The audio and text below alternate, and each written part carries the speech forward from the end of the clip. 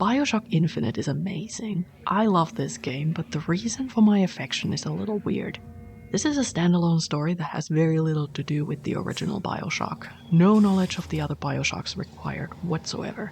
The game that I actually grouped this with in my head is Spec Ops: The Line, which is a modern military shooter, and this here is like a steampunk FPS. But the reason why I consider these games related and why I enjoy them is because both games make me feel like I'm a horrible person in a really sickening, rip your heart out kind of way. I'm a little weird, I guess, because I enjoy it when a video game does this to me. Despite the candy-colored, almost cartoonish visuals, BioShock Infinite is a dark and disturbing story.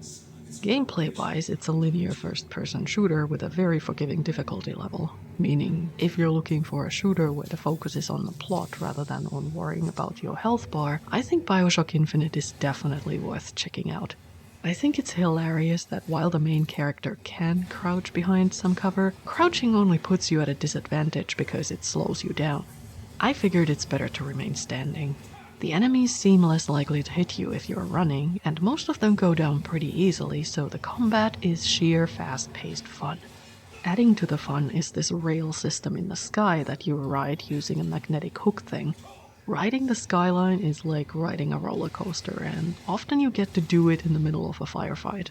It's a hot mess and it's awesome. I also appreciate how freaked out the main character sounds whenever he jumps on and off the skyline. Like, I'm with you buddy, I'd be freaked out too. But you never take any fall damage when jumping off a skyline, so you can do these insane leaps even on top of enemies to finish them off. It's crazy, it's so much fun. In addition to firearms, you also get powers called vigors, so you can shoot fire and lightning at enemies, or do things like make turrets fight for you. By now, I've replayed this game many times, in part because the gameplay is so much fun, but also because the story is so completely bananas that I literally needed multiple playthroughs to understand what happened in it. I love weird stuff, and BioShock Infinite is one of the weirdest games I've ever played. We're talking flashbacks, prophecies, and alternate timelines, and of course a city floating in the sky. However, despite the supernatural-sounding elements, it's not intended as a fantasy genre game. It takes place in the real world circa 1912. All the strange elements are supposed to be powered by science. I can't say how plausible any of the science is, but it sounds cool, and I was happy to suspend my belief. The biggest deal for me are the characters, the main character in particular.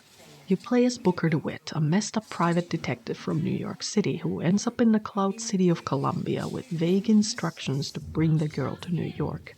The leader of Columbia, a gigantic a-hole called Father Comstock, keeps a young woman with mysterious powers locked up in a tower.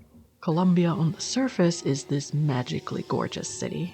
Peaceful, prosperous, and full of happy citizens, but as soon as you scratch that surface, well, this game turns gruesome really quickly. And Booker DeWitt? Wow.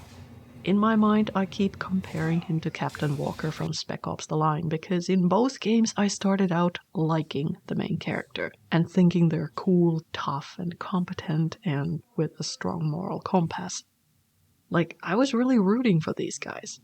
But then the more I learn about them, I'm just increasingly horrified and questioning my sanity. Oftentimes in stories, when the hero has a dark secret, they've done one bad little thing. Booker DeWitt, on the other hand, where would I even start? His gambling problem and alcoholism are the least of his issues. Apparently several times he was doing bad things working for bad people. When his final sin was revealed, my jaw dropped. Like, I could not believe it. This guy has done such despicable things that, much like with Captain Walker, I'm preoccupied with the question, is he even redeemable? Is it still possible to forgive him? But I also feel compassion for him because I can understand what kind of period in history he grew up in and how that led to bad things and PTSD and more bad things. Like, he's human and he's regretting the choices he made. So who am I to judge him? I love dilemmas like these. I love it when a game makes me think about difficult ethical questions.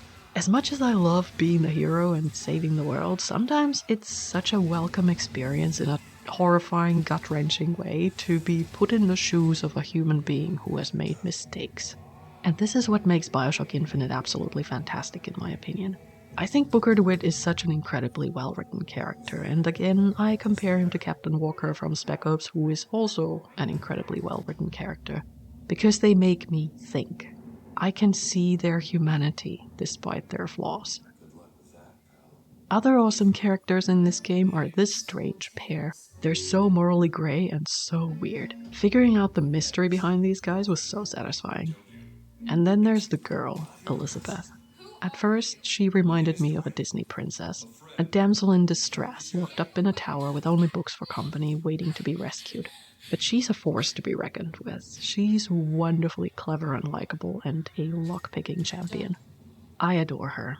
And even though almost the entire game is an escort quest, you never actually have to protect Elizabeth. In a fight, she's invisible to the enemies. They only come at you. Elizabeth doesn't have weapons and won't do any fighting, but she's tossing ammo and health kits at you when needed. She's possibly my all-time favorite video game sidekick. I love having her around, and I actively miss her whenever the plot takes her away from me. She's so cleverly programmed to be an asset, not a burden. In addition, everything she says is interesting. Yet another thing I enjoy about BioShock Infinite is the dialogue and the voice acting. They're really well done, although unfortunately the audio logs have such atrocious sound quality that I can barely make out what they say.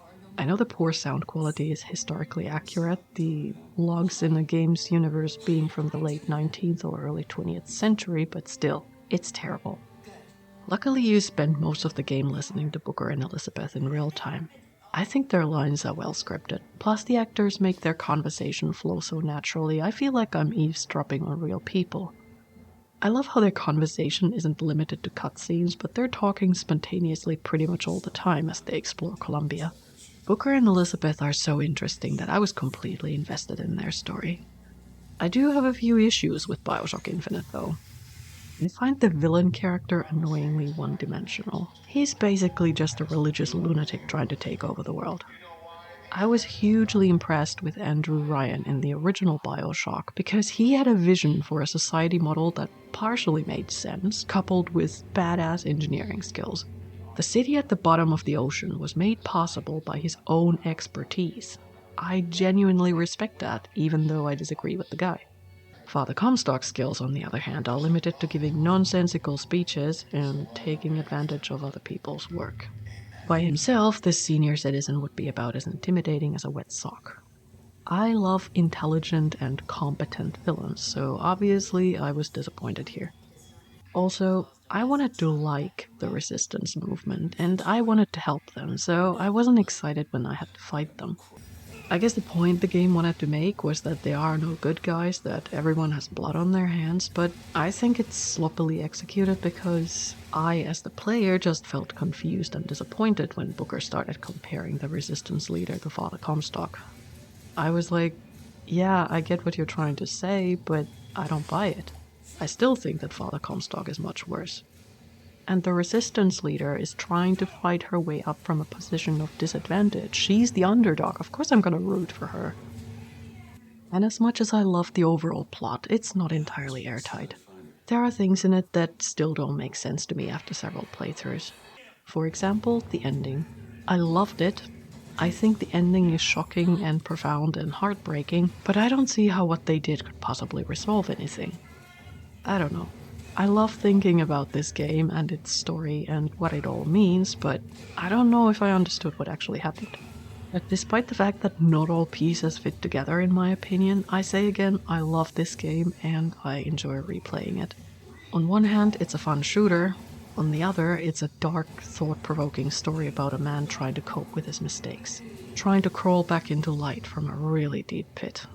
It's incredibly ambitious and I'm blown away by it. BioShock Infinite is my favorite BioShock game, hands down. Have you played any of the BioShock games? Which one is your favorite? Let me know in the comments below and thank you for watching.